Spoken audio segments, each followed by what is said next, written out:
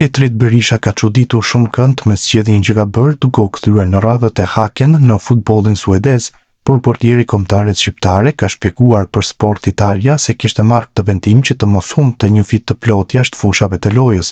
Kur erdha te Lazio ishte i lumtur si një fëmijë, gjeta një skuadër plot histori në Itali dhe Europë, të cilën e ndiqja që kur kisha filluar të shihja futbollin, e pastaj shumë lojtar të fortë dhe një tifozëri të madhe. Cili portier më pëlqen në Serie A? Do të thosha De Gea, pasi te Manchesteri nuk ka qenë asnjëherë i jashtëzakonshëm, ndërsa në Itali u transformua në mënyrë të shkëlqyer.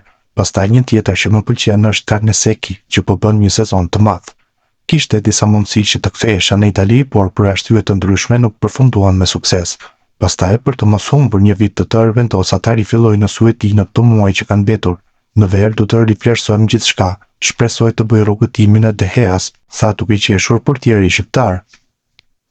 Ai u ndal më pas te komenti mbi një futbollist të kombëtares shqiptare që e njeh shumë mirë, Kristian Aslanin.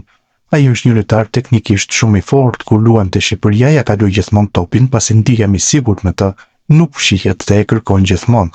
Po luan në një nga skuadrat më të forta në Europë, ndaj duhet të rritet çdo ditë. Ka gjithçka që duhet për të bërë një lojtar i madh, tha Etrit Berisha.